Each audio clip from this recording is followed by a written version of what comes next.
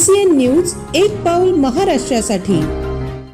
बुलढाणा हे थंड हवेचे शहर म्हणून ओळखले जातं। तर जिल्ह्यात 3 अभयारण्य आहेत ज्यामध्ये प्राणी आणि पक्ष्यांसाठी अन्न साखळीनुसार पोषक आणि पूरक वातावरण असल्याने विविध प्राणी पक्षी वास्तव्यास आहेत। मात्र सध्याच्या थंडीच्या वातावरणामध्ये हजारो किलोमीटरचा प्रवास करून विदेशी पक्षी बुलढाण्यात दाखल झाले आहे, ज्याचे पक्षी मित्रांमध्ये आणि नागरिकांमध्ये मोठे आकर्षण पाहायला मिळत आहे। बुलढाण्याच्या ढाल-सावंगी धरण परिसरात पट्टा कदंब हा जगातील सर्वात उंच उडणाऱ्या पक्ष्यांपैकी एक पक्षी असून मंगोलिया, रशिया, कझाकिस्तानमधून हे भारतामध्ये स्थलांतरित झाले आहेत।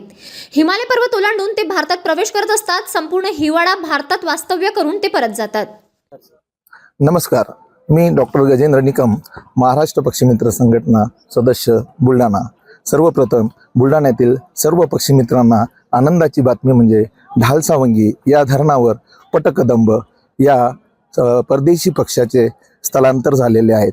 हा पक्षी मध्य आशियातून दक्षिण आशियामध्ये थंडीच्या दिवसामध्ये स्थलांतरित होतो आणि या पक्षाबद्दल थोडक्यात सांगायचे झाले तर हा अति उंचीवरून उडणाऱ्या पक्ष्यांपैकी एक, जवळपास 6500 मीटर उंचीवरून हा पक्षी उडत असतो।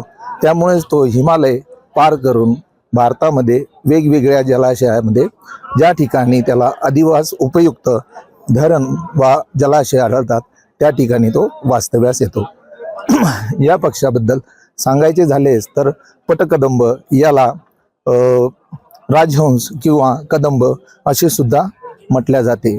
या पक्षाला ब्रह्मा, गायत्री आणि सरस्वती यांचे वाहन सुद्धा मानले जाते। हा पक्षी ढाल-सावंगी या धरणावर दिसल्यामुळे बुलढाणा जिल्ह्यातील पक्षी मित्रांना ही पर्वणी चालून आलेली आहे। त्यामुळे सर्व बुलढाणा जिल्ह्यातील पक्षी मित्रांनी हा पक्षी बघण्याचा लाभ घ्यावा। धन्यवाद।